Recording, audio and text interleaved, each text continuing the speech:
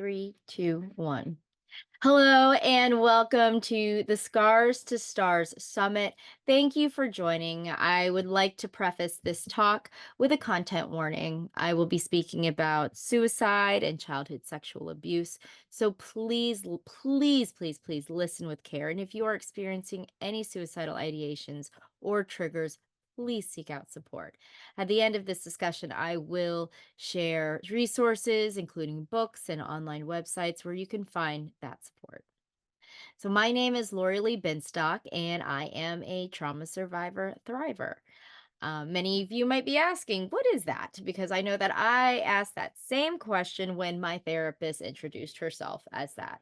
Um, I believe a trauma survivor thriver is someone who's experienced trauma, who's survived it, and is healing from it because it is a um, long-term journey, and someone who can turn that mess into their message, someone who has found purpose in so much um, adversity.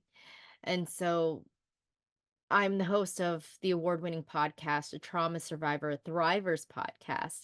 And that's where I invite other trauma survivors to share their stories and how they overcame adversity. I am editor in chief of Authentic Insider Magazine, which is a platform for trauma survivors and experts in mental health, trauma, and healing who are available to write about their stories within these beautifully curated pages with the help of my creative director, Callie Binstock. And yes, we do have the same last name. It is a family affair. We're so passionate about using our talents to really focus on mental health and trauma to help ourselves heal. This is a healing process for ourselves as well. I am also the executive filmmaker of our own personal realities, a documentary I am currently producing that showcases the effectiveness of psychedelic assisted therapy for healing trauma. Um, and I will also share the proof of concept at the end of this discussion. I am a former television show producer and host. Um, and so what am I doing here? You might wonder.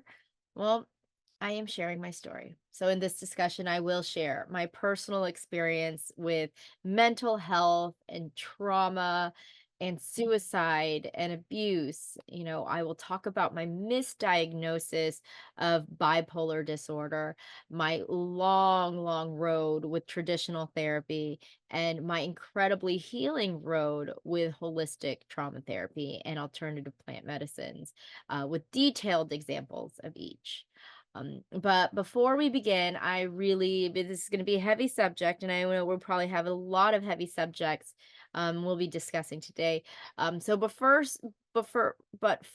Before we get started, I kind of wanted everyone to do some grounding work, some deep breaths, and whatever it is you need to do to kind of ground yourself. Um, this is 50 minutes, so I'm going to be diving deep. So again, thank you all for giving me this opportunity to share my story, because I do believe it is an important my story, your story, everyone's story is so important, and sharing each other's stories are extremely important. And so, deep breaths. So, for most of my life, I've experienced mental health issues. I was what people closest to me would call a troubled child, an extremely troubled.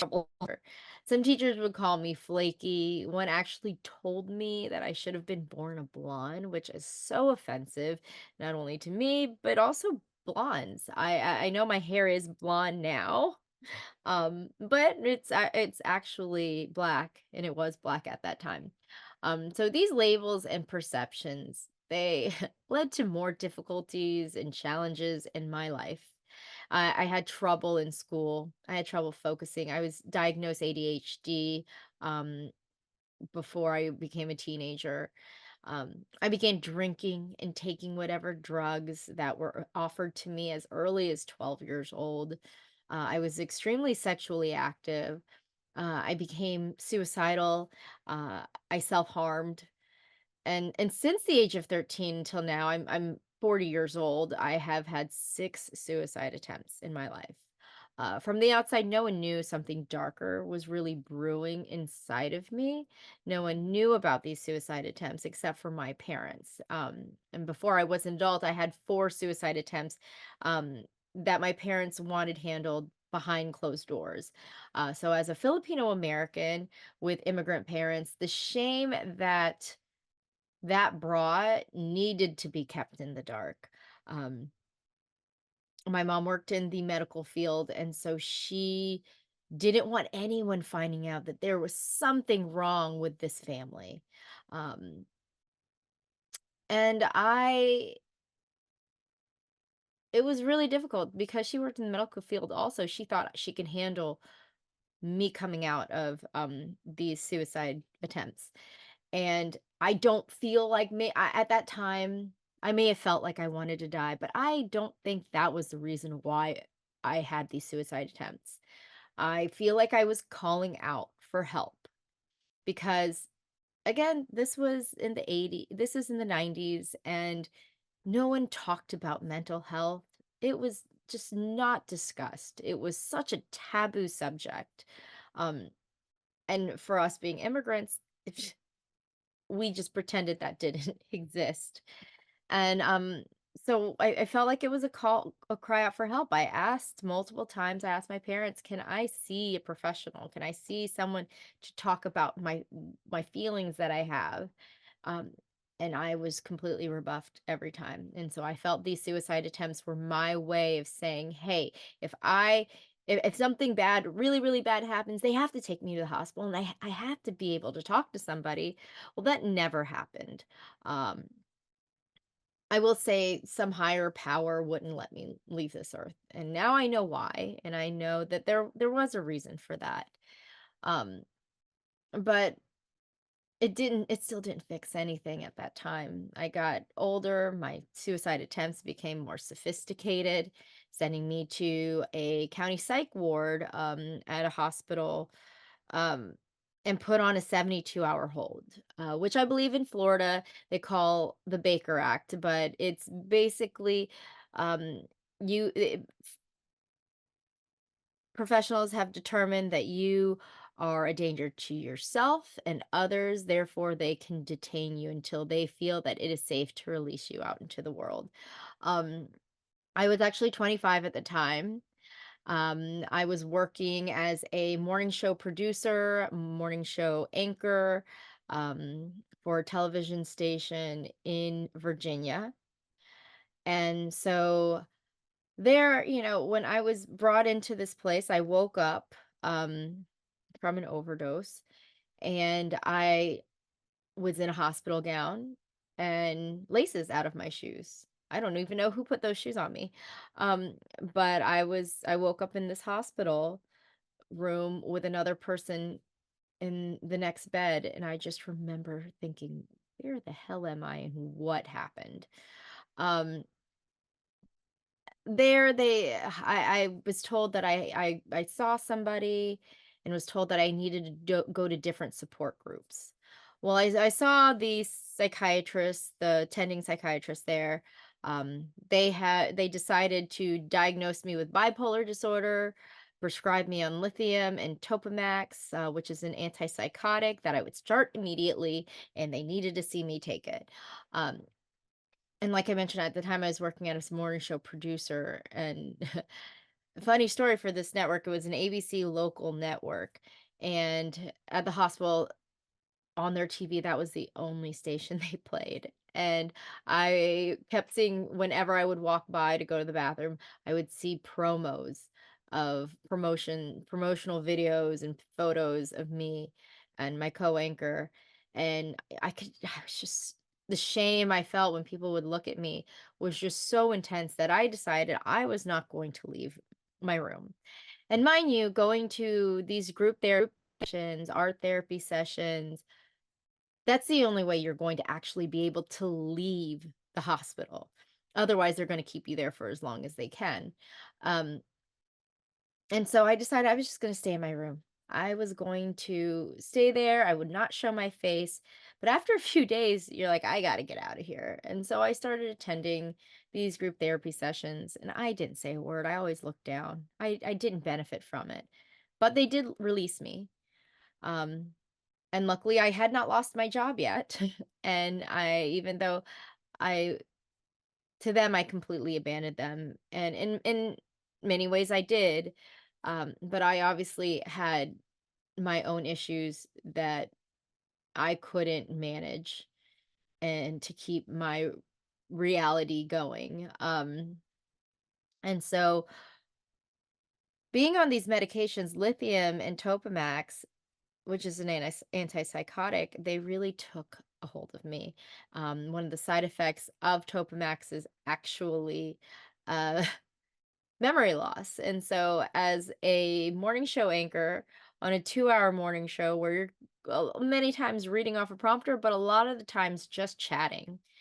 And I just remember forgetting what I would be saying mid sentence.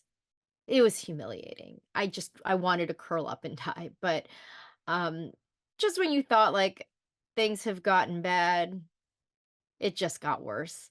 And so, I talked to my news director. I decided that I was going to finish out my contract, but I would be stepping down as anchor to a reporter and a noon producer and anchor, which was part of a 30-minute live show versus a 2-hour live morning show. And eventually I finished out the rest of my contract, and I decided to move to DC with my boyfriend at the time, who is now my husband. And for the next 10 years after that stint at that county psych ward, I juggled different medications to manage my bipolar. And while I struggled with suicidal ideations, it was at the age of 34 when I learned about post-traumatic stress disorder, PTSD.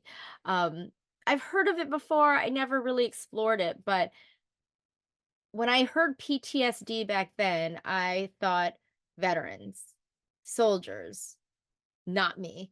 Um, and so when I was working as a publicist for an author, Dr. Suvrat Bhargave, a phenomenal, phenomenal client, phenomenal author, he shared his personal story of sexual abuse and suicide.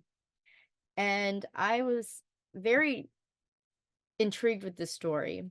He was sexually abused by an uncle. What I haven't mentioned is that I was actually sexually abused by my biological father around the age of 9 years old. I was being abused, and I had heard very few stories of people experiencing sexual abuse, especially by a biological relative. So I did not talk about this at all. It was one of those things that I was like, "I'm gonna keep to my grave." Well, interesting enough, Dr. Bargave constantly said, "I'm gonna take this to my grave." And so it was just things started coming out, and I started feeling like I needed to do some research. Um And I took that story, my personal story of sexual abuse, and I buried it deep, deep, deep down in the darkest parts of my soul. So I didn't know that it was affecting my behavior. But the more I learned from this author, the more I started questioning my bipolar diagnosis, because they specifically said bipolar disorder looks exactly like PTSD in some ways. I was just like, what if? What if I could be experiencing PTSD and not suffering from bipolar disorder?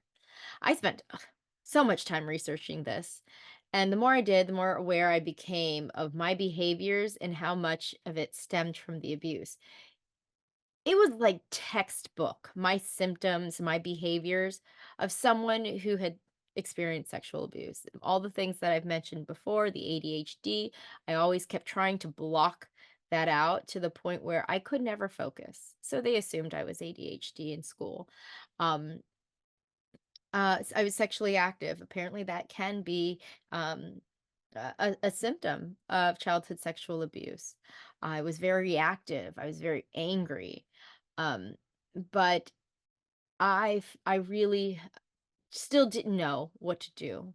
I so I decided I was going to see my therapist more. I actually said that I told the person I was working for that I could no longer be working or freelancing, especially for this doctor, even though he was amazing and I just loved his just talking to him. I felt triggered every time I heard more and more stories, and so I had to walk away, and they were very understanding. So it was time for me to explore what was happening to me. I decided that I was going to see my psychiatrist, who had been prescribing me my bipolar medications, and I obviously they couldn't just say, "Oh, you think you have PTSD? Great, let's take you off of the bipolar medication." No, they needed to know why. And every time I scheduled him weekly at this point, and every time I went in, I'd be like, "Okay, I'm ready to tell you what's going on with me." And I would just sit there with my mouth open and not say a word. Just wouldn't come out of my mouth. It was so difficult. And so I did this every day or every week because it was a weekly appointment until the holidays. When I started working for Dr. Bargave, it was the summer of 2019. So by the time it was the winter of 2019, um, we were traveling, my husband, my two children at this time. We're traveling to Florida, me to Jacksonville. We were going to Jacksonville first to spend time with my family and then go down to Florida or Miami, Florida, up to spend time with my husband's family. And I've always felt uneasy being in my childhood home, but it felt like torture. Being in my childhood home, I was very reactive. I yelled at everybody. My husband didn't understand what was happening with me. And, there were so many times where he said, "Are you okay? This is weird. What's happening? Do you want to leave to go to Miami sooner?" And I kept saying I was just going to push through it. Um, And I basically did. It was it was unbearable for him and just torturous for me. We eventually left to go to Miami. Things were a little bit better, but our relationship was not cohesive. Everything was making me angry. Um, and the energy that I was sending out was just made everyone so uncomfortable around me. But eventually we got back to Washington, D.C., which is where I live currently with my family. And I kept researching. I kept going back to my therapist. I don't know what's going on. I want to tell you what's happened, but I can't. Um, February 4th came around, and which was that day I had my final and more recent suicide attempt, which um, there was it fell apart. Um, but my husband found me, and he at this point I wanted to die. I felt like I was stuck in some sort of hellhole, and I remember telling my husband, like, I've been sexually abused. I think my husband kind of had an idea that that had happened, but then it took forever. But eventually I said, by my dad. And while he was shocked, he was not nearly surprised as I thought he would be. Um, he's always been very uncomfortable around my dad. And my husband is typically comfortable in in any situation. Um, and I think he just brushed it off. Oh, it's my girlfriend's dad, and that's why it's weird. But no, my dad made things weird. Um, so eventually we discussed we were going to do, and we decided that I was going to go into a residential treatment center, and we decided that I was going to go to Sierra Tucson in Arizona, and that would probably be the most incredible decision that I have ever made for myself. I know that to my husband, that is such a big deal. Um, and it really did change my life. And so I want to kind of go into what Sierra Tucson was like and what I learned from that experience. Um, so this was February of 2020 when I finally, it's about a week and a half after my suicide attempt. And about a week and a half later, I was on a plane to Tucson. And there it was the safest I've ever felt. Healing from trauma can be so difficult when you have to go back to your regular responsibilities, especially if it includes children. Um, Even though I was seeing a therapist and going to therapy, and I wasn't going to trauma therapy, I was going to traditional therapy. And I don't want to say anything terrible about traditional therapy, but I had been going to traditional therapy at that point since I was 18 years old. Once I was able to see a therapist on my own and schedule a therapy appointment, I went to a therapist and I didn't know who to see. I just needed to talk to somebody. And for a lot of people that's great, but for trauma survivors things need to be a little bit different in my opinion. Um and so when I got to Sierra Tucson, I started learning about trauma. We had a whole itinerary and agenda for the day where there it included lectures, individual um support, um, psychiatry, therapy, group support, equine therapy, um, and body work therapy, massages and acupuncture and cranial sacral and somatic emotional release. There was so much that was available. But what really sucked me in was the somatic experiencing work. They really relied heavily on that because it really teaches you what trauma actually is. And, somatic experiencing works to help like the nervous system to bring it back online, and help restore safety to individuals, trauma survivors. And, this is what I learned is this can really only happen during what they call is biological completion. And the trauma energy is actually, it has to have the opportunity to reintegrate back into the body. So we typically, when we experience trauma, we feel that uncomfortable feeling, so we freeze, we push it away, and it gets stuck in our in your body. Somatic experience uses a clinical map to access the physiological states, because somatic is your body and that kind and the um um, that is the whole idea, is how trauma affects the body. And so we have to access these physiological states of survival, which they call fight, flight, and freeze. Many of you may be familiar with that. And it has to help release, that self protective, that defensive response that we hold into our body. So, when an event happens too fast and we do not have the time or the ability to, um, for self-protection or defense, our energy gets stuck in our body. We typically freeze and then we kind of brush it off.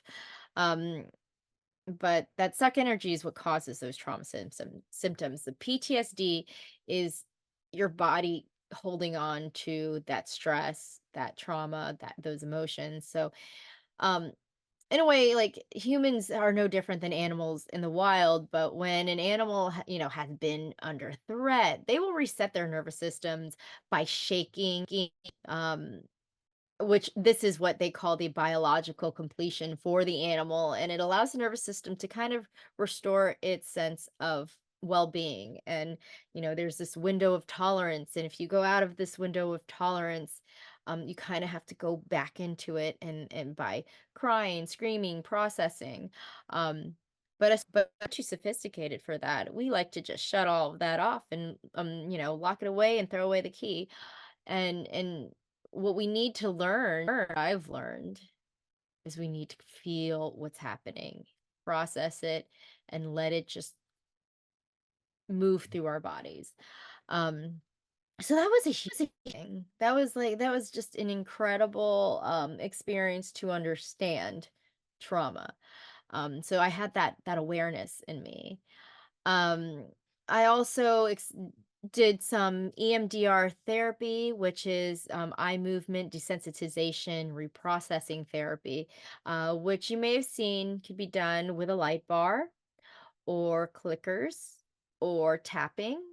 Um, there's just so many ways, but the whole idea is to take that trauma that you've experienced and with that move it to a part of your brain, from move it from the emotional part to the rational part. So you're able to look at your trauma in a different way. It doesn't affect you emotionally as it used to. Um, and that was life changing for me because that's how it all started. We learned about revisioning. Um, we learned about body work. We learned about somatic emotional release, cranial sacral, acupuncture. There was just so much information that I didn't even know existed out in the world. And we were introduced to all of this stuff. Um, and as I mentioned before, when I was in the county hospital psych ward, I didn't want to be a part of group therapy. You better believe I was still not okay with group therapy.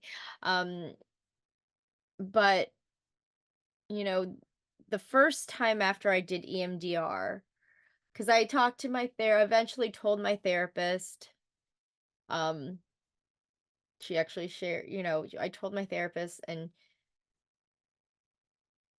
it felt good, but I still had this cringe feeling of like, oh, that happened. And so we did EMDR therapy. And that changed everything. After that, I was able to just say what happened and not feel shame. And that was incredible. And so when I went to group therapy sessions after the EMDR, I was able to just talk about what had happened, talk about the sexual abuse by my biological father, which took me forever to say. And the more I said it, the more I felt more comfortable with it. And the first time I said it, I was always the quiet person. I don't think people ever really noticed me. But after I said and shared my story, I cannot tell you how many people came up to me and shared that they think that's what happened to them or that it did happen to them or they had been in this facility for months and they still weren't able to talk about their own trauma, but this gave them permission. It gave them the courage to share their story, and that's when I realized the power of sharing your story. you know the way the group responded was just incredible, and I felt so safe. And I will tell you, and I think I said this, this was the safest I've ever felt. um, and I want to plug, Tar Network and Tar Anon because, you know, I didn't know the power of support groups. Support groups are so empowering. And I think we're fortunate to know have Tar Anon um Mondays at 6 p.m. Eastern. Um it's such a great resource to be able to check in with other people and hear other people's stories and say, "Oh my gosh, that happened to me too." Um, so I think it is a pretty incredible thing, and this is exactly why I'm here, is because I want to share my story. But I also want to talk about all the things that made me heal, because I didn't know about this stuff, and when I started sharing it just with my personal friends and family, um, they were also blown away, and they want and unfortunately, it's still hard to find these types of therapies, um, but, we forget how important and effective acupuncture could be, um, in cranial sacral and massages and body work, and I do wanna say, like, I never heard of somatic emotional release. I did speak about somatic experiencing, but somatic emotional release, that was where it's where they massage you. You're kind of sharing while they're massaging. At that time, I had this insane neck pain.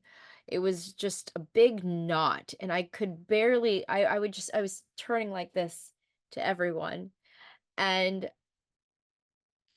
my masseuse asked, "Oh, your neck is really, you know, it seems really rough in there. Have you been in a car accident?" And I remember being like, "No, actually, yes. When I was 16, though, so it probably doesn't matter. When I was 16, I got in a car accident, and yeah, I got whiplashed." And then she started asking me about that car accident, and I remember getting flashbacks and thinking, "Oh my god, that's." I just remember hydroplaning into a car. But these flashbacks that I was getting on her table were telling me otherwise. While it was wet, it wasn't raining, I don't believe, maybe it was sprinkling, but it wasn't enough to hydroplane. But then I started flashing back to right before I was in a bathroom and I had taken several pills. I was trying to commit suicide and I got in my car. And I am so ashamed of that now, because I could have easily hurt anybody. But I started understanding, at that point I said, "Oh, I've had 5 suicide attempts," and sometimes I still get that wrong. But I forgot that car accident that I had at the age of 16 was a suicide attempt, and I didn't remember because I was so drugged up, and it was a really just a traumatic accident for myself. No one was hurt, um, but I did hurt my neck, and I don't know if that would have come out, if I would ever understand the actual story of what was happening that day, if it wasn't for that somatic emotional release. And so, like I mentioned, I was actually, before I went on her table, I was just turning like this. As soon as I got up from her table, my range of motion changed immediately. And I realized I had that trapped energy just still there. And I didn't even know it. And it's the power of these things, the body work, the trauma is so just the awareness of it is just incredible. And so, the I did so much when I was there. I was like, I'm going to try everything and I'm going to learn everything I can. And I learned I was told to read The Body Keeps the Score by Bessel van der Kolk, and that also changed my life because I felt like he wrote this book about me and childhood sexual abuse. And the awareness you get from understanding what is happening to you is a game changer. And, I was there, like I said, I was actually there February of 2020, right before they shut down the world because of the pandemic. I I had no idea. They take your phone, you can only talk by what is like a phone booth to your family members. My husband didn't feel the need to really tell me exactly what was happening. He did mention like our children were coming out of school for a couple weeks. I was like, "Oh, interesting." Um but I actually ended up staying at Sierra Tucson for 31 days without this knowledge. People were trickling in and they were um concerned because the world was shutting down and they were in a panic. And I thought, this is a mental health facility. Maybe they think something's wrong. But I never thought anything serious was happening. Um, and the day I actually got out was April 1st. So a lot had happened between um, late February and April 1st. And I remember our last day before the airport, they took us to CVS to get whatever we needed, our prescriptions, which I do want to say, they realized I wasn't bipolar and that I was struggling with PTSD. And so I was able to taper off of the medication that I was on for bipolar disorder, but they did put me on Zoloft.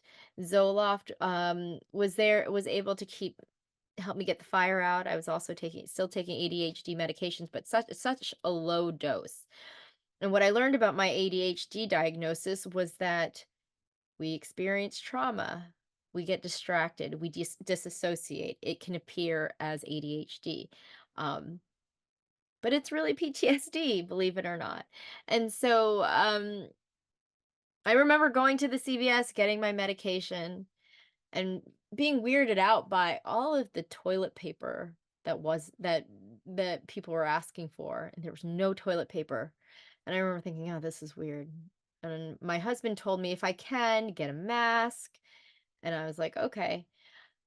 And hand sanitizer, and I remember asking the person behind the counter for, "Where's your hand sanitizer?" And they literally laughed in my face as if I was stuck under a rock, which I kind of was. But I didn't realize it until I got to the airport. No one was at the airport. It was terrifying. There was, I think, 2 people on my flight, and the other person could have been, a flight attendant. Um, but it was so interesting being there. Um, for people who are in residential treatment, it is required, or encouraged to seek a step down program, partial hospitalization. So you kind of gradually assimilate to old behavior, your real life, the reality of responsibilities. Um, and we couldn't get a hold of anybody. I didn't understand. They said, "Oh, COVID, there's a situation happening." And people aren't going into the offices. And so people weren't answering their phones, but we were able to get a hold of somebody in Florida. And so we actually I we decided that I was going to go down to my in-laws, and we were going to stay there. My husband was going to drive down with our kids, and that's where I was going to go to a partial hospitalization program. And I did. And I believe they said they were trauma informed, but they weren't. So I have to say, I want to mention, Sierra Tucson is not trauma, or is trauma informed. But the other place I went to, I don't think they are actually trauma informed. And you can see the stark difference. All these new age things that we were learning about and teaching about at Sierra Tucson, they didn't have it at it was a lot of traditional therapy in this new facility, and it was fine. It was fine. I don't know if I would have been able to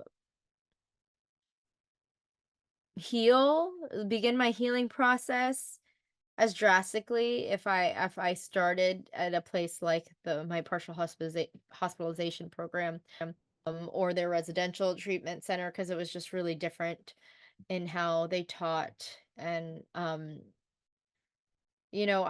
really felt like there needed to be some awareness there. So what I didn't mention that I'm a writer. I like to write pilots. That's kind of my art, and so that's what I focused on when I was at Sierra Tucson. Is my art therapy was writing, and it was writing these screenplays. And so I wanted to write the screenplay based on my own experience at Sierra Tucson, kind of educational, and informative, but funny, and from my perspective.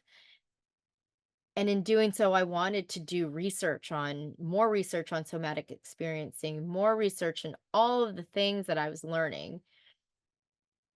And in doing so, I started interviewing people about this stuff and recording it. And I thought, what could I do?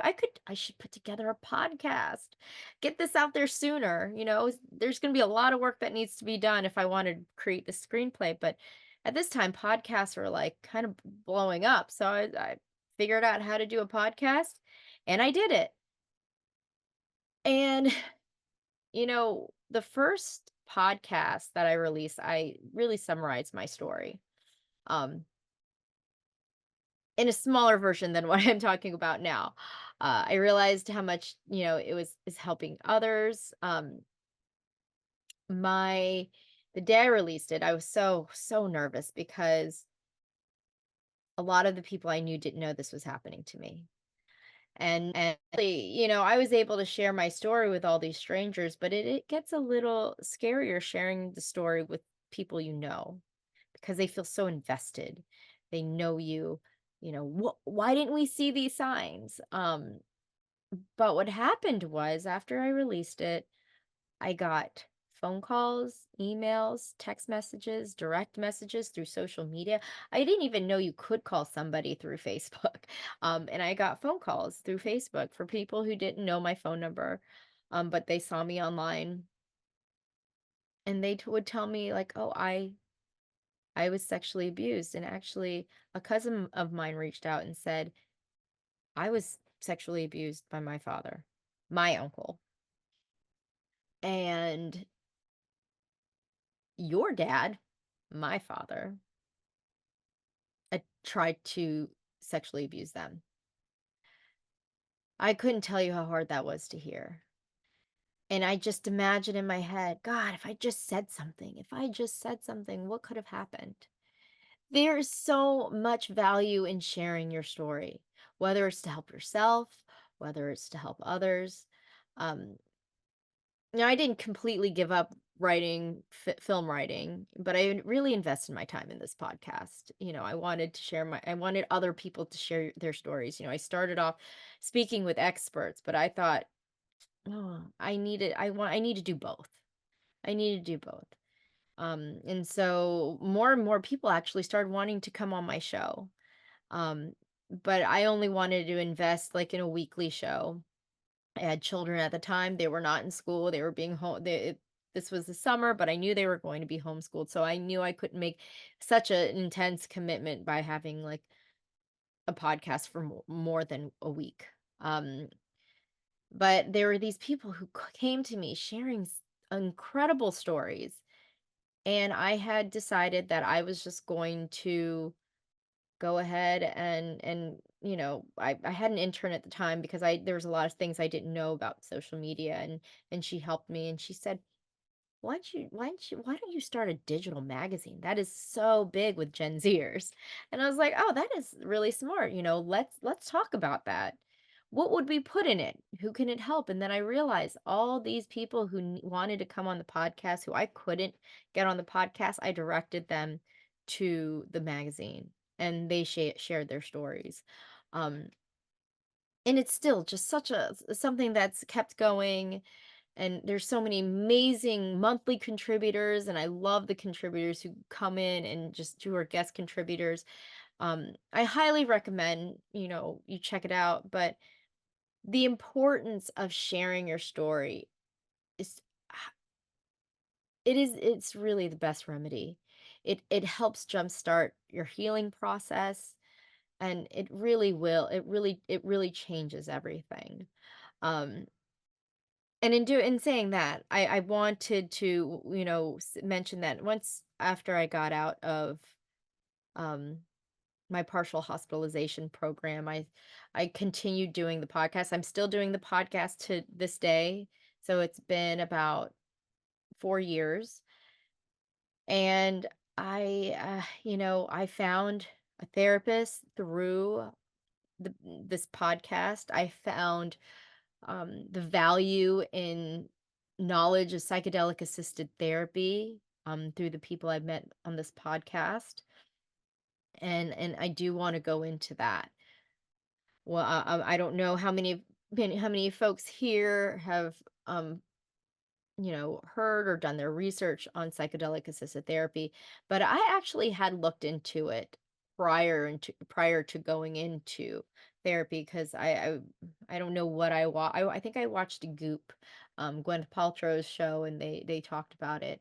And the truth is I actually experienced the psychedelics as a teen because like I said, I was taking whatever drug I was given. Um, but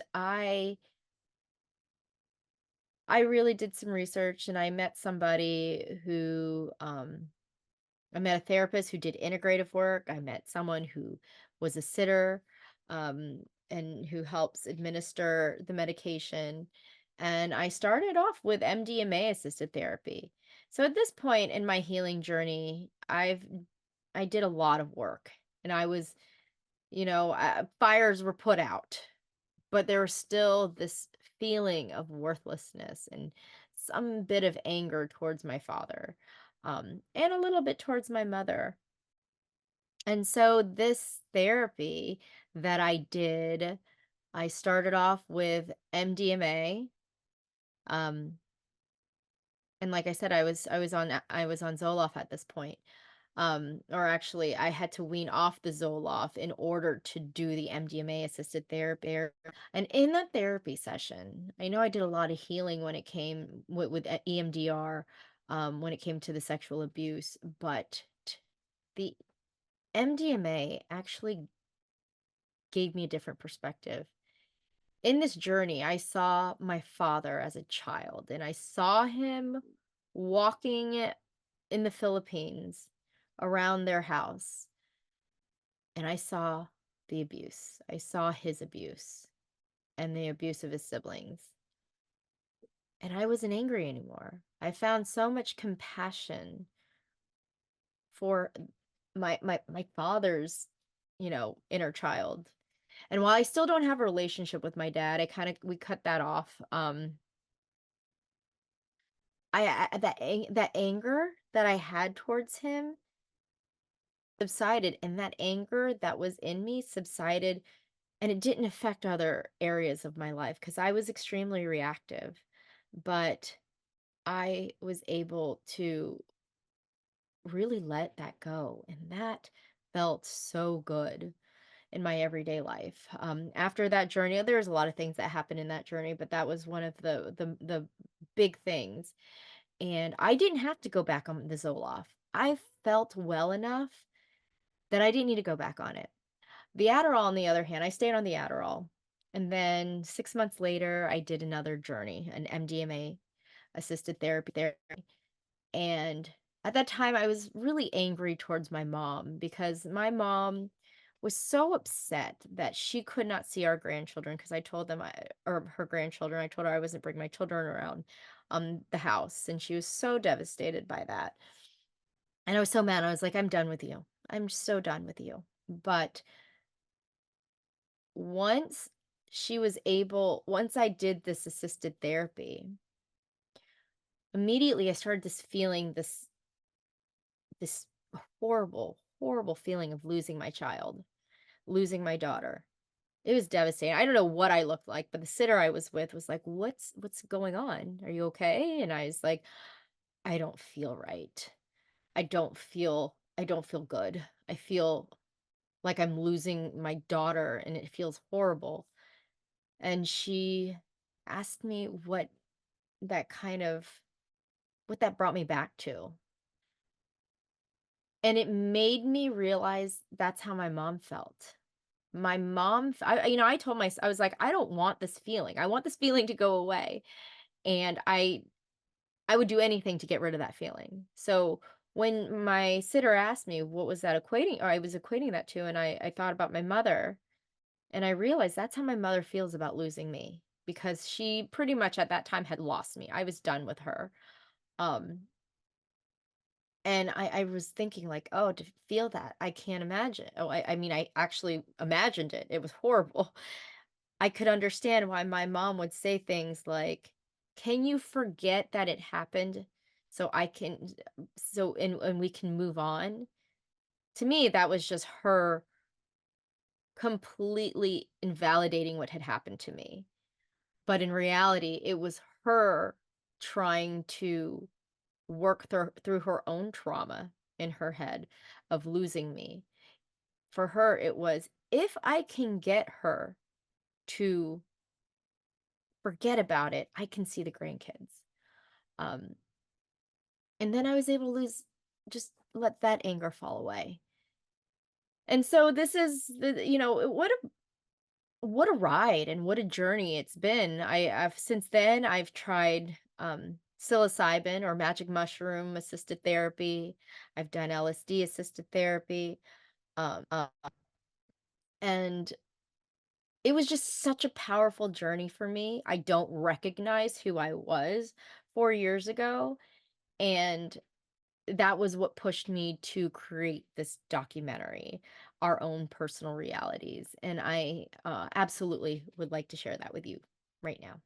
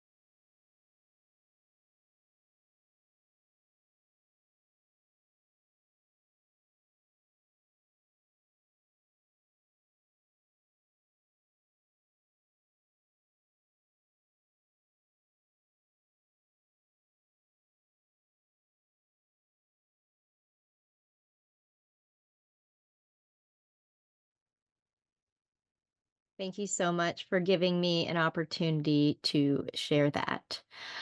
So I wanted to provide you with some resources. Again, my name is Lorilee Binstock. You can find me at traumasurvivorthriver.com. That's traumasurvivorthriver.com. You can also email me at Lorilee, Lorilee, at binstockmediagroup.com. That's Lorilee at binstockmediagroup.com. Some amazing resources, which you'll also find on my website, RAIN, that's RAINN.org, and that is the Rape, Assault, Incest National Network. And the statistics they have are up, resources all over the place. You can find those resources also at traumasurvivorthriver.com.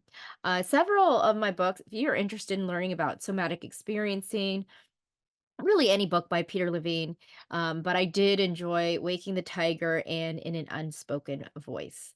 Um, that's also on my website. These resources are on my website. Again, traumasurvivorthriver.com.